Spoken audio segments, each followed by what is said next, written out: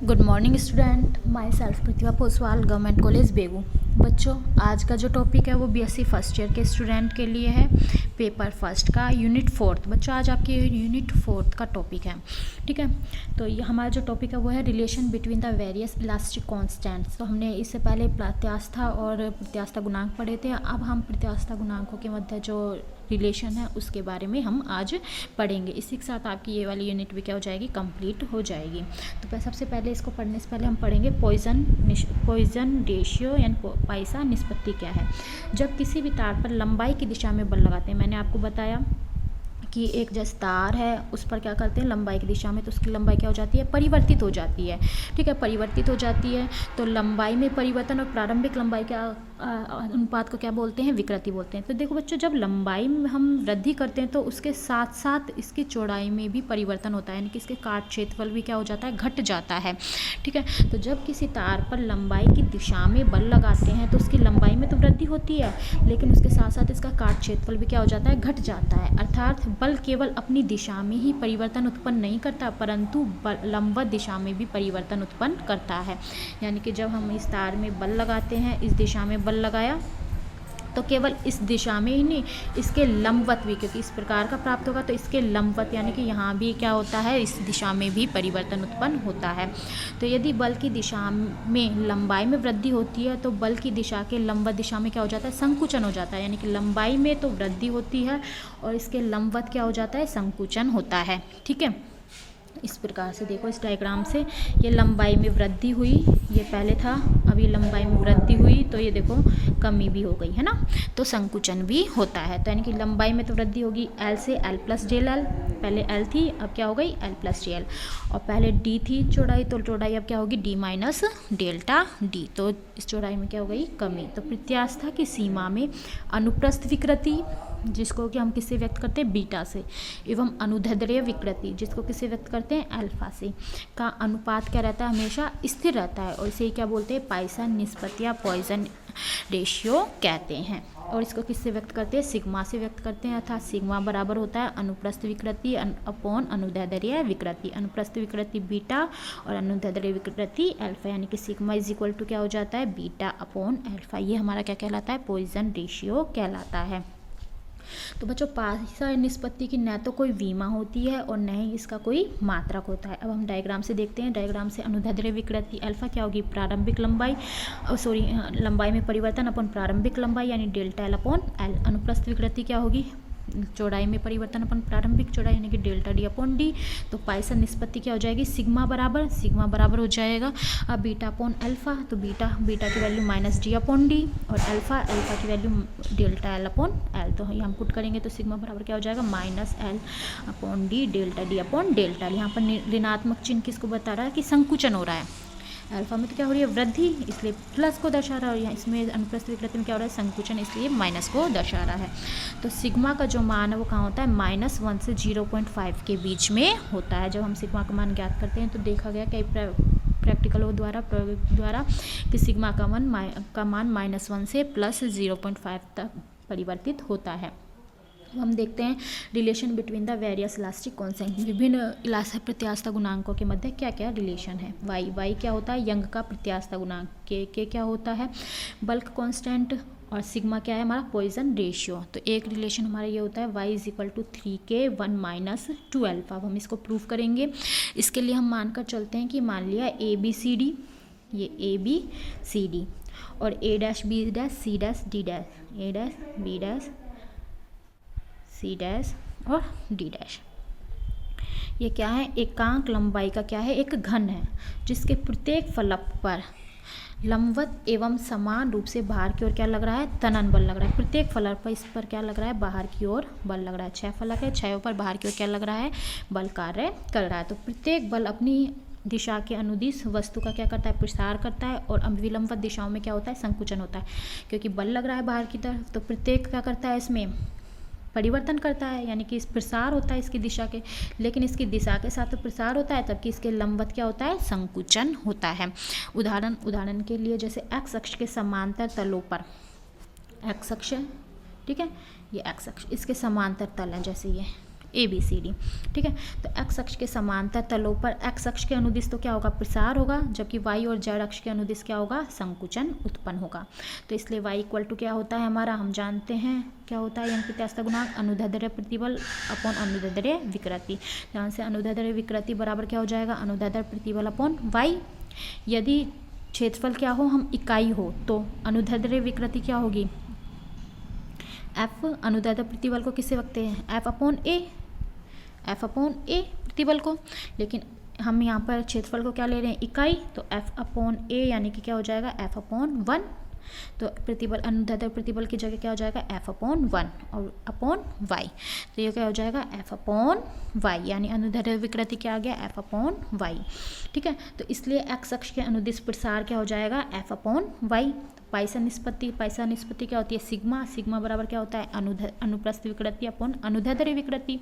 तो अनुप्रस्थ विकृति इक्वल टू क्या हो जाएगा, सिग्मा इंटू अनुदैर्ध्य विकृति। तो सिग्मा इंटू अनुदैर्ध्य विकृति क्या आया, f अपॉन y, यानी कि अनुप्रस्थ विकृति क्या हो जाएगी, sigma into f upon y।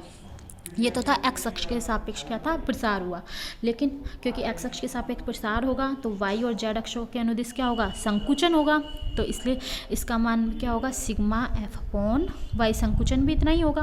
तो यदि प्रसार को धनात्मक और संकुचन को क्या लें, ऋणात्मक माना जाए, तो x y व z अक्षों के अनुदिश घन भुजाओं में कुल परिणामी विस्तार, कुल विस्तार क्या होगा, x अक्ष की दिशा में ex, y अक्ष की दिशा में ey और z अक्ष की दिशा में ez। अगर प्रसार हो रहा है तो प्लस में आ जाएगा और संकुचन हो रहा है तो माइनस में। तो एक्स अक्ष के अनुदिश तो क्या हो रहा है, प्रसार, तो क्या हो जाएगा, f अपॉन वाई। वाई और जेड अक्ष के अनुदिश क्या हो रहा है, संकुचन, तो इसलिए क्या हो जाएगा, minus sigma f upon y और minus sigma f upon y. तो ये कहाँ से क्या कॉमन आ जाएगा, f अपॉन वाई कॉमन आ जाएगा, अंदर क्या बचेगा, 1 माइनस 2 सिग्मा। इसी प्रकार से y अक्ष के सापेक्ष अगर हम करें तो y अक्ष के सापेक्ष तो प्रसार होगा और x और z अक्ष के सापेक्ष संकुचन। इसी प्रकार से z अक्ष के सापेक्ष करें तो z अक्ष के सापेक्ष प्रसार होगा और x और y अक्ष के सापेक्ष क्या होगा, संकुचन होगा।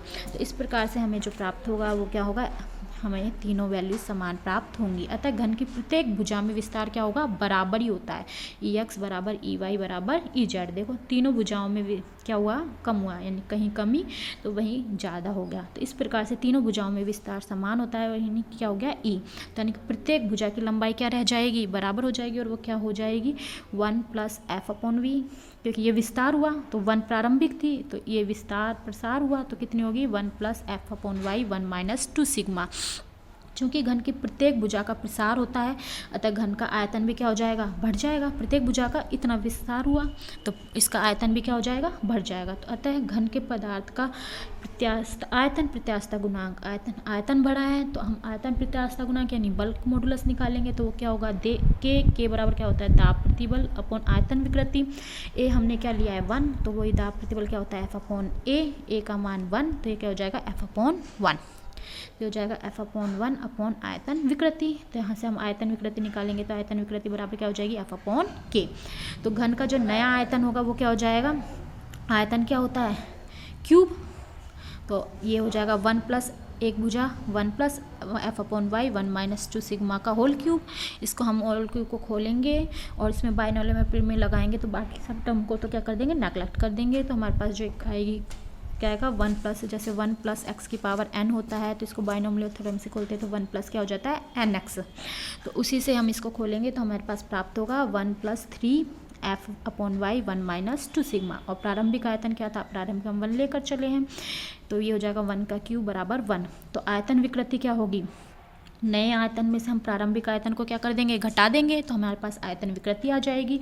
नया आयतन हमारे पास क्या है, 1 plus 3 f upon Y 1 minus 2 sigma, प्रारंभिक आयतन -1, तो 1 से 1 क्या हो जाएगा, कैंसिल। तो हमारे पास नया आयतन विकृति आएगी वो क्या होगी, 3f upon Y 1 minus 2 sigma. तो हम समीकरण 4 और 5 6 से, ये समीकरण नंबर 4 और समीकरण नंबर 6 से हम वैल्यू पुट कर देंगे तो f अपॉन के इज इक्वल टू क्या हो जाएगा, 3f upon Y 1 minus 2 sigma. ये वाली है आपकी समीकरण नंबर 6। ठीक है, यहाँ पर आयतन विकृति का मान यहाँ पर पुट कर देंगे, f अपॉन के यहाँ पर हम एफ अपॉन के पुट कर देंगे तो एफ अपॉन के बराबर 3 upon Y 1 minus 2 sigma. F से एफ कैंसिल, तो हमारे पास y इज इक्वल टू क्या हो जाएगा 3k 1 माइनस 2 सिग्मा। तो ये y यंग प्रत्यास्थ गुणांक, k बल्क मॉडुलस और सिग्मा पॉइजन इक्वेशन में क्या है संबंध है। तो एक रिलेशन तो हमारे पास ये प्राप्त हो गया। दूसरा रिलेशन है y is equal to 2 eta 1 plus sigma, जहाँ वाई वही यंग प्रत्यास्थ गुणांक है, ईटा क्या है दृढ़ता गुणांक है जो मैंने आपको पहले पढ़ाया हुआ है, और सिग्मा क्या है वही पॉइजन रेशियो है। तो अब हम इनमें रिलेशन निकालेंगे। ये रिलेशन इसके लिए हम वही यदि मानकर चलेंगे, यदि एकांक घन के फलक A B B dash A dash तथा सामने के फलक डी डैश सी डी पर वाई अक्ष के समांतर क्या किया जाए संकुचन प्रतिबल लगाए। अब हम क्या कर रहे हैं संकुचन कर रहे हैं, ठीक है, वही घन है हमारा, और हम इसके सापेक्ष क्या कर रहे हैं संकुचन कर रहे हैं, यानी कि इसको क्या कर रहे हैं दबा रहे हैं। तो संकुचन करें तो फलक ए डैश डी पर समान तनन तथा प्रसार प्रतिबल एक्स अक्ष के समांतर लगता है। तो जितना संकुचन लगेगा उतना ही क्या होगा इसका प्रसार हो जाएगा, प्रसार प्रतिबल इस तरफ लग जाएगा। इधर संकुचन करेंगे तो जैसे ये है, अब हमको दबाया तो उतना ही इसमें क्या हो जाएगा प्रसार हो जाएगा, ठीक है। तो y अक्ष के समांतर अगर हम संकुचन करें तो y अक्ष के अनुदिश संकुचन प्रतिबल क्या हो जाएगा f अपॉन वाई, ठीक है। प्रतिबल हमारा पहले वाले फॉर्मूले से ही, और x और z अक्ष के अनुदिश क्या हो जाएगा विस्तार हो जाएगा, और वो क्या होगा सिग्मा f अपॉन वाई, ठीक है। तो इसी प्रकार x अक्ष के समांतर क्या है प्रसार है, प्रसार क्या हो जाएगा f अपॉन वाई। तो x अक्ष के अनुदिश विस्तार हो रहा है तो y और z अक्ष के अनुदिश क्या होगा संकुचन, और वो क्या होगा सिग्मा f अपॉन वाई। तो वही x y और z अक्षों के अनुदिश परिणामी विस्तार ex ey और ez हो, तो पहले x अक्ष के अनुदिश क्या हो जाएगा f अपॉन वाई, तो क्या है f अपॉन वाई तो क्या है प्रसार, और सिग्मा f अपॉन वाई क्या है संकुचन। तो दोनों में से क्या कॉमन आ गया f upon Y 1 plus sigma.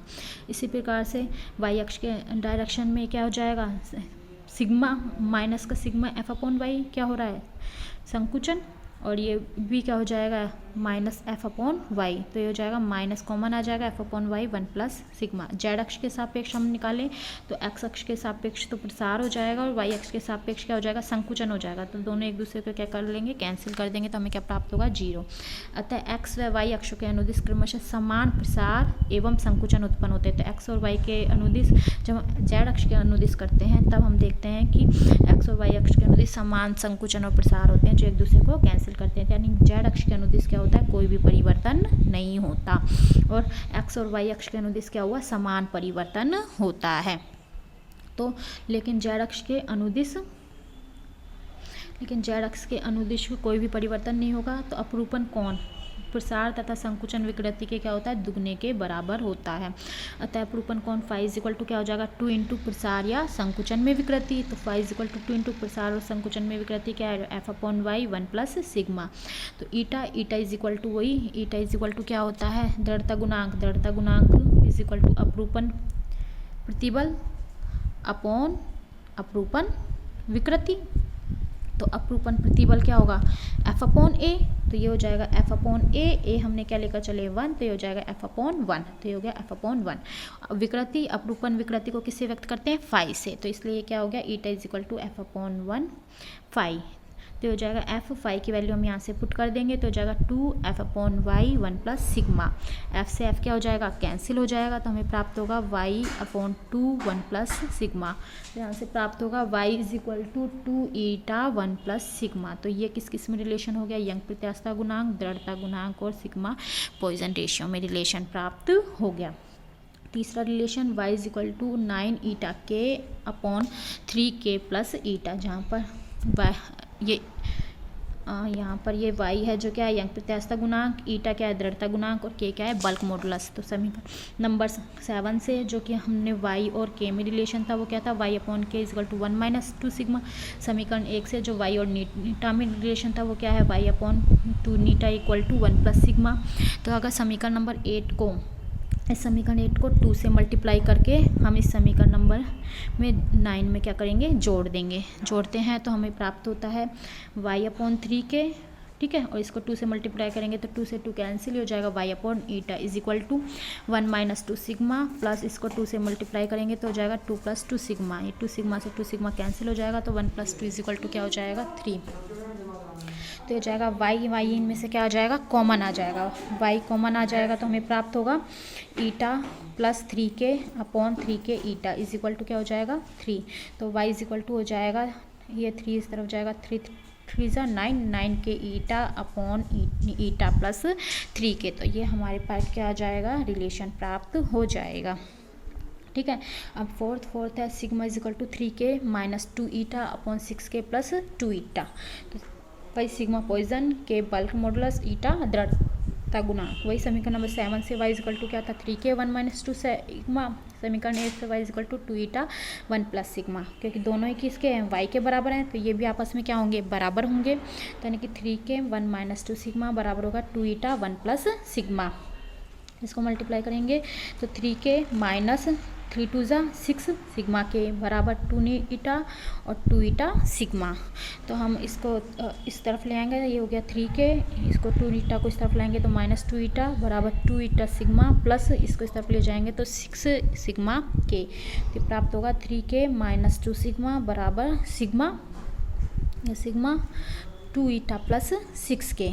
ठीक है, तो यहाँ से सिग्मा बराबर जब हम निकालेंगे तो हमें प्राप्त होगा 2k minus 2 eta upon 6k plus 2 eta. तो ये हमारा रिलेशन प्राप्त हो गया। नेक्स्ट रिलेशन हमारा है sigma is equal to Y upon 2 eta minus 1। तो ये समीकरण नंबर 8 से प्राप्त हो जाएगा। समीकरण 8 कहती है हमारी Y is equal to 2 eta 1 plus sigma.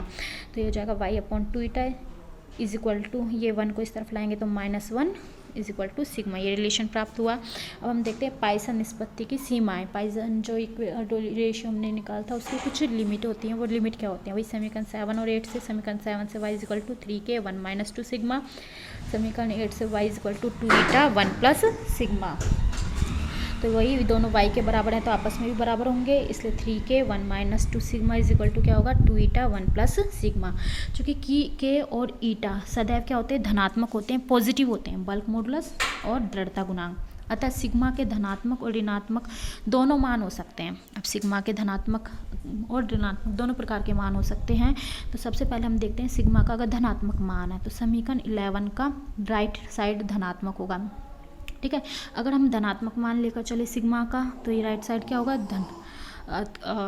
क्या होगा, इसका राइट साइड धनात्मक होगा तो लेफ्ट साइड भी इसका क्या होगा, धनात्मक। ये धनात्मक है तो ये भी क्या होगा, धनात्मक। तो यानी कि 1 माइनस 2 सिग्मा ग्रेटर देन 0 होगा, यानी कि धनात्मक होगा। तो 1 का मान क्या होना चाहिए, ग्रेटर देन 2 सिग्मा होना चाहिए। तो सिग्मा का मान क्या होना चाहिए, हाफ से कम होना चाहिए। एक तो ये आ गया। अगर सिग्मा का मान ऋणात्मक मान है तो वही लेफ्ट साइड धनात्मक है तो राइट साइड भी धनात्मक होगी।